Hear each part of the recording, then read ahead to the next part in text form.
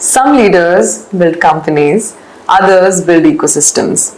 But our guest here today has done both. I am thrilled to welcome Smita Hemmigae, Managing Director at ANSR. She's been a driving force in helping Fortune 500 giants transform their Indian presence into engines of innovation and leadership. But what makes her truly remarkable is how she channels her success into purpose. As co-founder of initiatives such as Your Philanthropy Story, she mentors the next generation, champions women, and backs causes that opens doors for those left out. Hello, ma'am. We're absolutely honored to have you at XLRI. Thank you so much for inviting me and having me here. It's our pleasure. It's totally our pleasure. So, what I'd like to start with is that I was going through your LinkedIn and I saw that you've navigated leadership across marketing, technology, and now the GCC ecosystem. So, which of these worlds challenged you the most?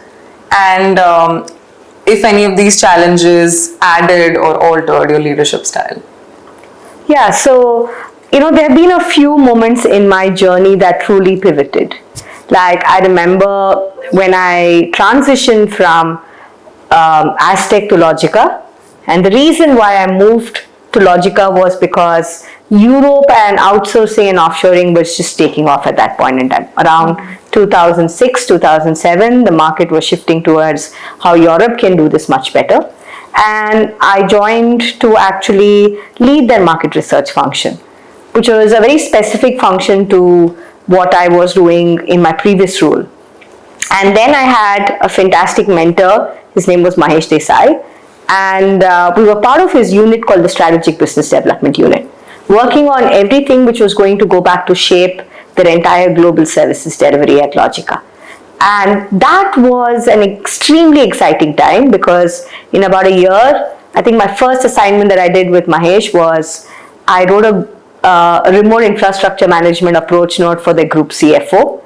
And in a very short time, I was doing multiple of these infrastructure management projects in terms of what the team should look like, how do you go back and build service lines and all of that. That when the opportunity opened up to actually go and lead a services business for them, it became I became a natural choice to actually be running infrastructure services marketing globally for the global services delivery function. And then over the next year, we did something really well in that unit that they asked me to lead all of outsourcing services marketing. So in a very quick time, I got exposure to the business, I got understanding of global leaders, integrations were happening, so you were building stories that kind of bring parts together. So net, I think that was a great learning moment, a great pivot. Fast forward a few years, I went on to lead the large deals and account management. That role taught me patience because if you're doing large deals, they take a year, they take 18 months. And if you're doing large accounts, they mean you constantly have to go back and engage. It's an extremely important skill that you can't be, taking away the fact that you want something now, especially in the current state that we're all in, where you want instant gratification. That role taught me patience in terms of how you wait, watch, and if you're sincere and if you're dedicated and if you keep at it, it'll come to you. And I think that was a great learning moment. I joined a company called CSS Corp, and and I got to work with two key big leaders. One was Purnima Menon, and the second was the CEO of the company called Mr. Ramesh Govindan, or he's fondly called as Tiger Ramesh in the industry. And two extremely exciting individuals. We also had a whole host of leadership team who were very inspiring, like BK or Ravi Raj Reddy, who constantly came back and worked with you. And it was interesting with what we could go back and deliver, and the way you let teams grow. So I learned large parts of how do you let teams thrive? How do you create an engagement style that ensures that there is freedom, there's opportunities for individuals to grow and thrive within great leaders? I learned a lot from both Purnima and with Tiger Ramesh. So those were my other moments. When I joined ThoughtWorks, the culture of ThoughtWorks is very different. It's a very employee-centric company, and everything is about how do you ensure that you bring everybody on board with an idea, and it's based on consensus building. Now, it's very different from all the worlds that I work with, because in my previous roles, if my leader said, do an activity A, you wouldn't really stand up to ask him why, because I was sure that there was some kind of reasoning behind it. Here, my team can stand up and say, why should we do that?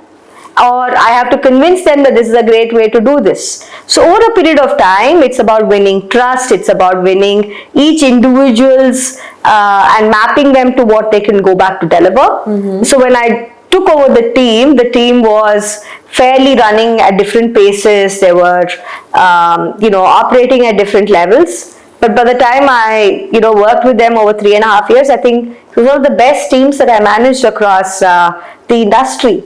And we did phenomenally fantastic work over those 3 years that really helped build brand. It helped generate a fantastic, robust pipeline. It helped, create a great brand to attract the best of minds in the industry. So if I go back and if I look at that, I think it's been like a great journey. And then came ANSR.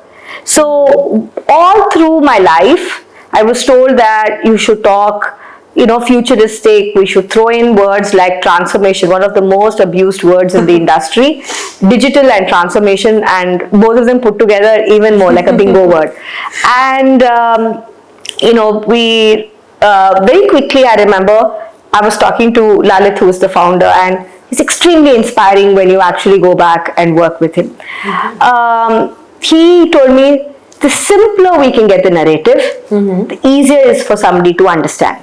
So remember, if there's an enterprise that's looking to set up their center, there are a whole host of apprehensions that they have on, will the center work? What does that mean for their brand? What does that mean for their employees back home? How will they build and scale? How will they build the same culture? Will they be able to replicate the same elements that work for them back home? They don't have any operations here in India. What does that mean for their brand? So a lot of this was, addressed with very, very simple messaging.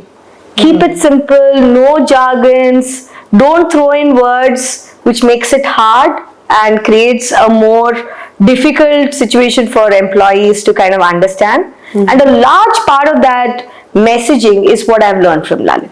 Lalit's gone back and he's transformed the industry every few years, so you can practically call him as somebody who's like a reinvention master. And it's amazing to go back and learn. And every time he walks into the room, there are many things that you can pick up from him, like, how do you read the room? How do you message to what the room wants? What kind of stories do you pick up from your repository to actually go back that will resonate with them? So I think these are all been great learning moments. So I've had unlearning moments at Logica and learning moments. I had unlearning moments at Unisys and I had learning moments. I had unlearning moments at CSS, similarly ThoughtWorks, and now ANSR. So, and then you learn, and that helps you on your entire growth journey. Right. So your journey sounds very interesting, and it was like a story I was listening to. It truly was a learning moment right here for me. So what I really want to know is, if you could go back in time to the moment you started your career, what would you tell yourself to do or not to do, either of them? So what I would tell myself to do more was, can you be a lot more attention to detail, which means any task that's given to you, small, big, can you do it with attention to detail and not think of it as getting the job done. So when you do attention to detail, then you go over and beyond what you're required to do. So you're then seen as somebody who can think beyond just the construct of the assignment that's been given to you, but you start contributing a lot more. So which means growth opportunities come to you. Second, there are very small things that a lot of people don't teach you when you graduate. And I'm an engineer who went on to be doing marketing. Large parts of when, and it sounds weird, I feel like an ancient and a dinosaur or a fossil now, but in 2001 when I passed out, I don't think they really taught us to do spell check, to ensure that, your mails were, drafted to point and we weren't being verbose. Now, a lot of that is actually taken care by engines that you can go back and use. So do not just type into an engine and take what the engine gives you. Take that, adapt it to what you want to say so that there is 5-10% incremental value that you're adding, so that when somebody reads it, they know that you've taken effort to draft something in a way and manner that you want to communicate. Okay, that sounds really amazing, honestly. But these things, I feel you can't really know beforehand, right? Like, it only comes with experience. So if you told yourself that, do you think a younger version of you would have understood these things? So I don't think I would have, and it's a fair point.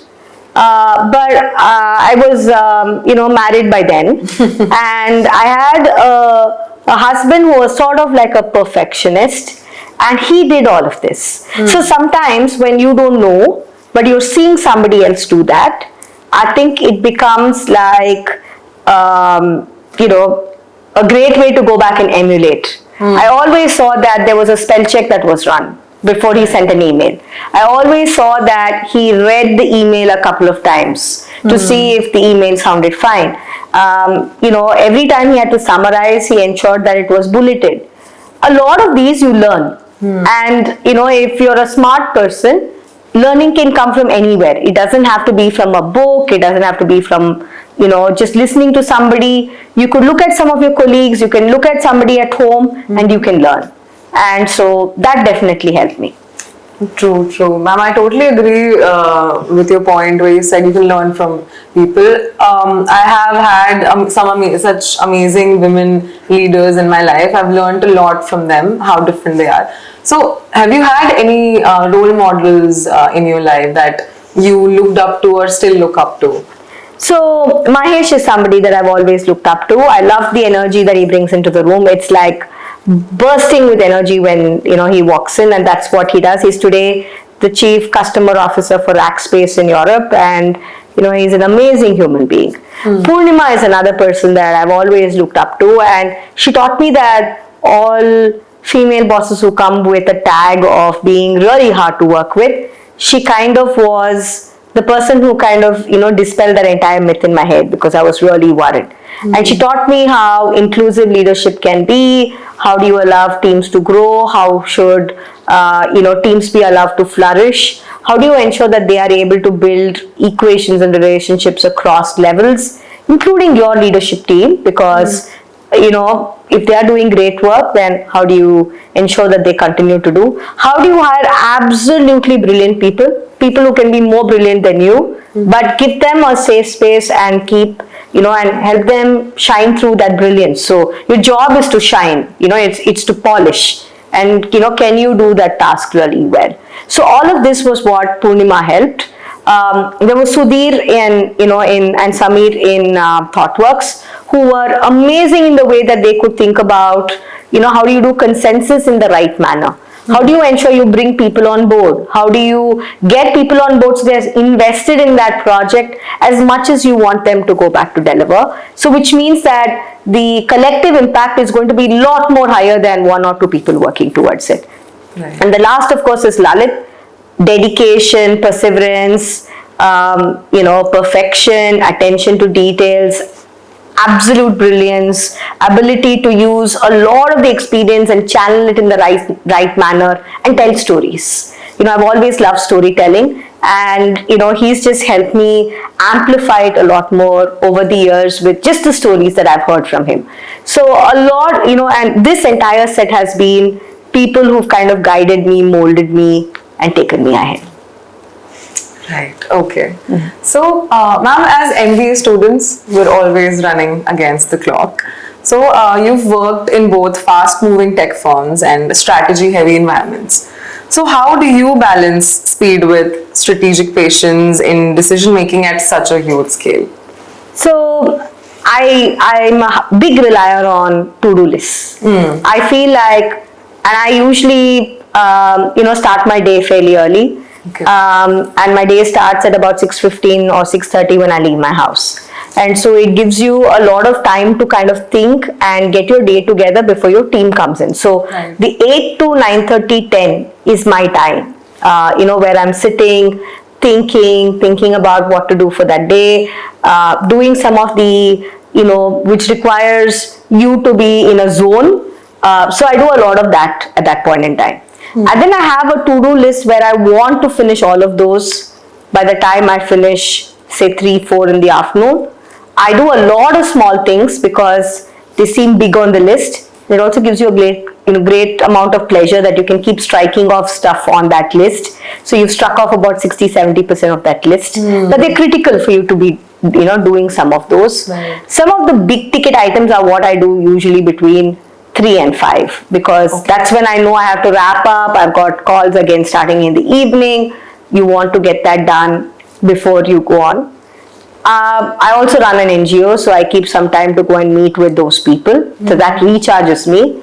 And then I, do whatever is required as overflow between, 7:30, 8 in the evening till about 11 o'clock, where I sit down and do all of the other elements that I need to check off for that day. And also think about what should you be, doing as newer areas or learning something new happens between 11 and 11:30. So that's broadly how, I work through my entire day and plan for what I need to be doing during the day goes along. Is that what you wanted? Well, I got a peek in your day, in your life, a day in your life. So I think that was more than what I wanted. But I want to ask you also how you balance it against speed and time. So I've always seen that if you're good at your craft and if you know how you can also work with your teams well, delegate with the right kind of authority. I've seen that teams also scale up, and you hire for capability, and you hire for people who can bring that to the table. So they give you, what you need to actually go back to deliver against what's required. So large parts of my time and speed, and also for me to be doing varied projects, wouldn't happen if I didn't have the right kind of team working with you, Right. and delegating with authority. All right, ma'am. So I think if we as MBA students could hire people to do some of our assignments, it would have been great. But you'll have engines now scale, who can help you. Yeah. So yes, actually you're right. We ChatGPT recently introduced its agent. Yeah. So we can actually use the agent and ask it to do the research, check the quality of it and all of that. But at our scale, I mean, what is that 1 or 2 suggestion that you could give us that would actually help us in balancing our life and prepare us for the journey ahead, the career journey ahead, according to you? So one is, of course, you have to be diligent, and you have to turn up every day. So there is no today is good day, bad day, doesn't work. Every day is a good day. Every day is a learning day. So I think that is one big thing that, at least I know the younger generation, if things don't go too well, then they are thinking of, is this the right thing for me? I think when you persevere and you push ahead, every day you have to turn up. That is one important thing. The second that I would highly recommend is, don't give up, and, continuously strive and, go.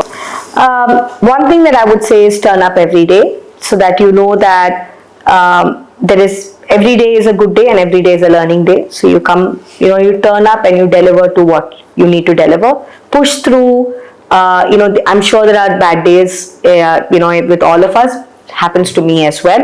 But when you persevere and you go ahead, I think it's extremely critical.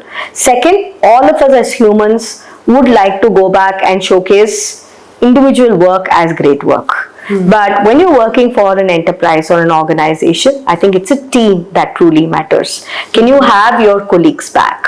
Can you ensure that you're able to help them, follow through? Can you help them persevere? And can you get them to be successful along with you? I think that's a great skill.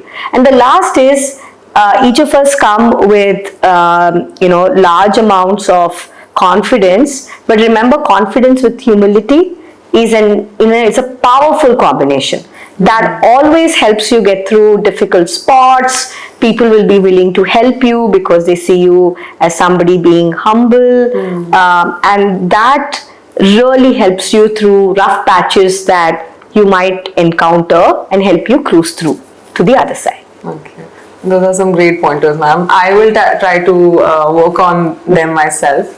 But coming to the big word in today's day and age, which is AI. So there has been an explosive interest in the world in using AI to their own advantage. In fact, I saw that Talent 500 themselves are offering AI-driven solutions and automation for workforce management.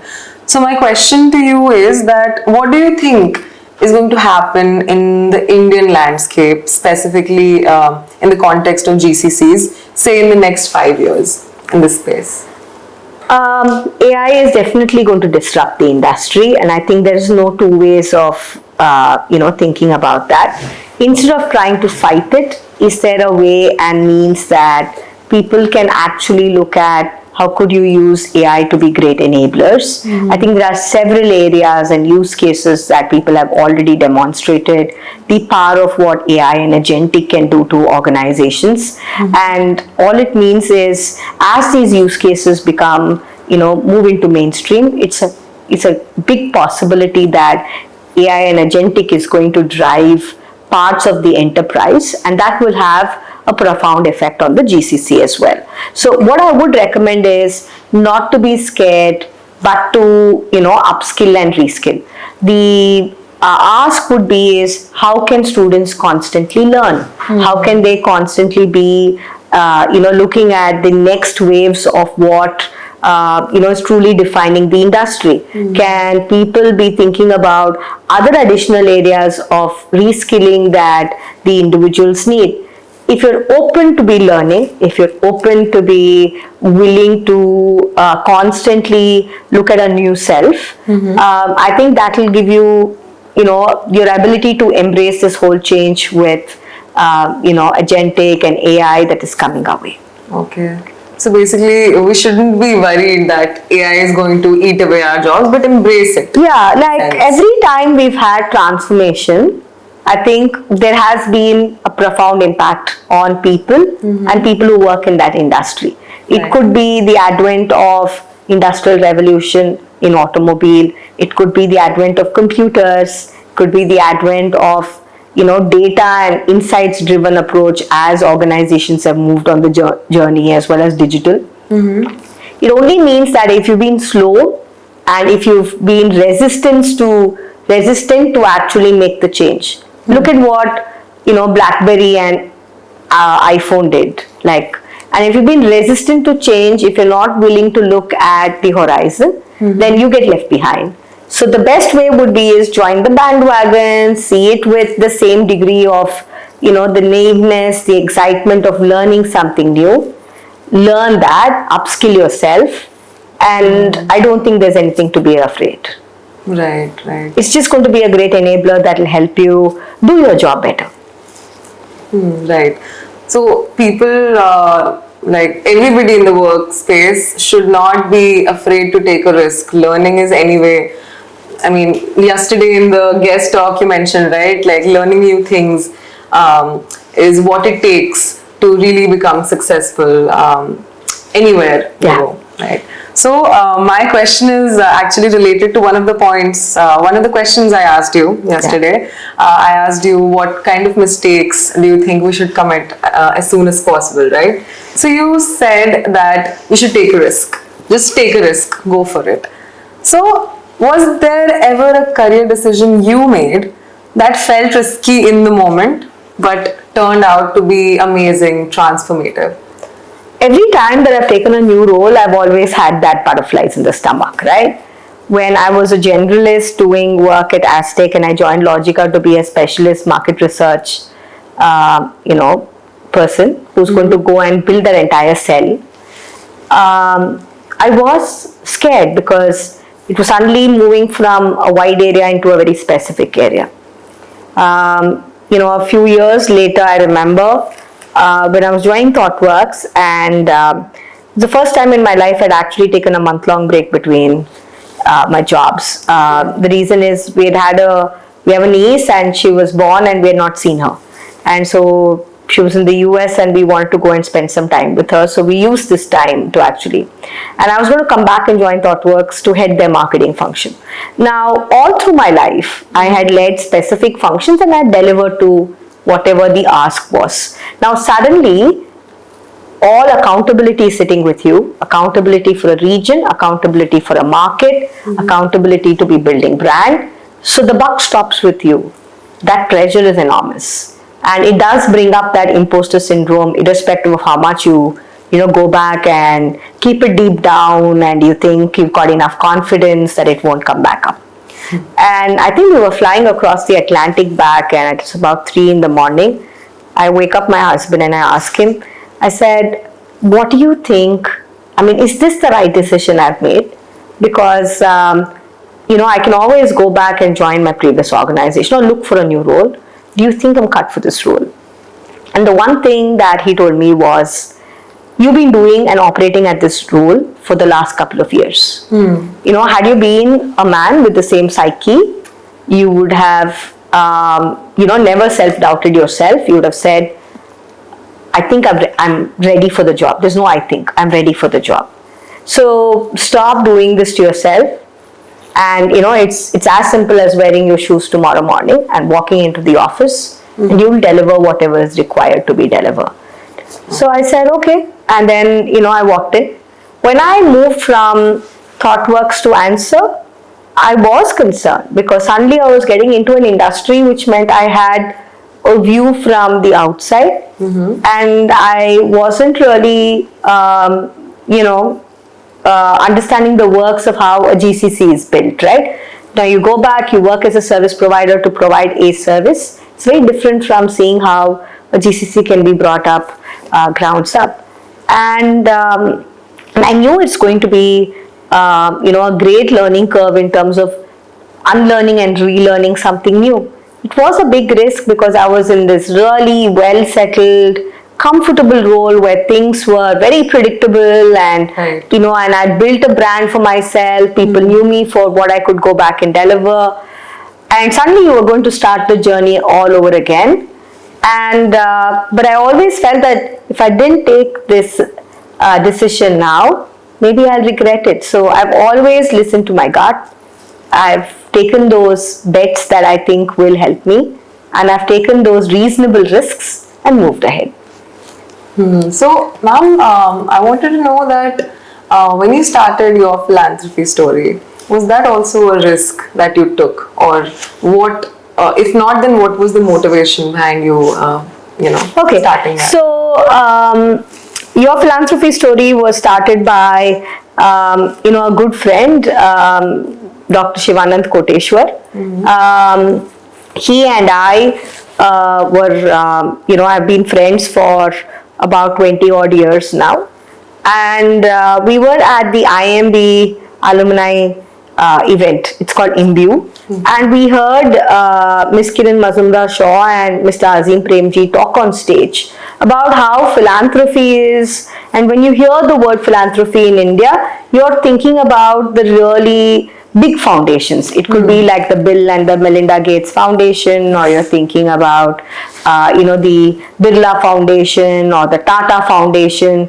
But you never think about how a normal, your neighbor or a friend that you know can actually be that superhuman without the cape, and who can create this profound change and impact on society. And so it all started with Shivu actually scribbling on back of a paper napkin at that session, saying, can we then go back and document people who truly create change at the grassroots level and who are normal like you and I. And so that's how the journey started. We documented several stories and tales of change, and that gave us the spark to actually start our NGO, which, it kind of now has grown into a great space where we work with several hundreds of underprivileged children and, creating tremendous impact back on society.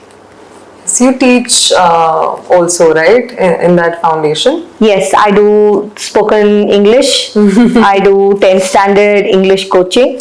I work on some life skills for some of these kids between classes 5 and 7.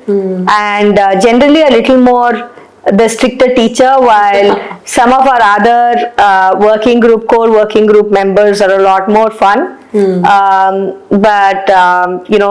we do a lot of games, we do a lot of learning by doing, learning by seeing, a lot of experiential teaching. We've built curriculums, we've built pedagogies, we've got a way of teaching, a methodology. So all of that is it's based on STEAM, and it's against the 21st century skills that's mostly prevalent by most schools and teaching methodologies that people adopt. And we've actually gone back and created material that kind of lists each of these 21st century learning skills into areas that can be most applicable to these students as they go along. That's wonderful. That's amazing. When I was reading about it, I was really impressed by the kind of work that has been done. I saw there was a girl who's pursuing her engineering. Her report card was there, 9.8 CGPA. So what we do is every year, and this year was the 3rd year, we do a CET boot camp. So CET is Common Entrance Test. Okay. It's a test that students need to take if you want to get into a professional college in Karnataka. Okay. So if you want to qualify to become an engineer, a doctor, an Ayurvedic doctor, somebody in the veterinary science, any of those areas, right? You typically need to attend a entrance exam. Okay. And that entrance exam is a combination of what you'd have studied in your first year of pre-university and your second year of pre-university. Now, this happens about 30 to 40 to 45 days right after your second year pre-university exams are done, your board exams are done. Okay. Now, what we do is during that period between your board exams getting done and your common entrance test, which is due on that date, we usually do an intense 30 to 45 days boot camp for these girls. Now, typically these boot camps are anywhere from about 50-75,000 to a lakh of rupees, depending on where and who is coming and teaching you. So we've identified fantastic faculty who've taught at several of your leading colleges. They come and they give and they work with us because it is working with underprivileged girls. We work with a college where most of the girls are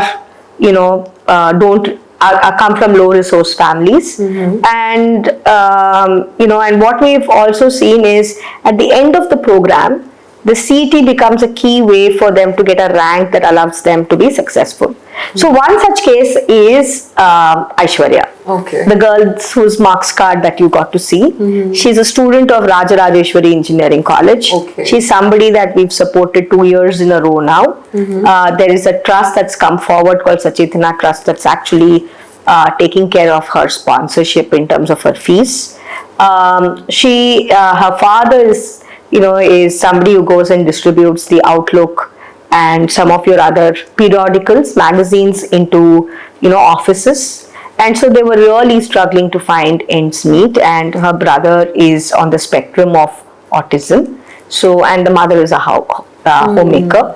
So they were finding it hard to actually send her and see her through her education. But she's been one of those really brilliant children, and we felt that a child should not lose an opportunity just on the back that you're not economically you know, comfortable to actually, or have the means to actually send a child into college, right? So which is why we decided to look at scholarships for such deserving students. Now from the day she's joined, I think she's always gotten like a 9.1 to a 9.5, 9.8 CGPA. Her results are fantastic. She will call me, very talented child, extremely humble, hungry to get and do something which can help her launch herself in a big way into this world. So we are extremely happy that we got to meet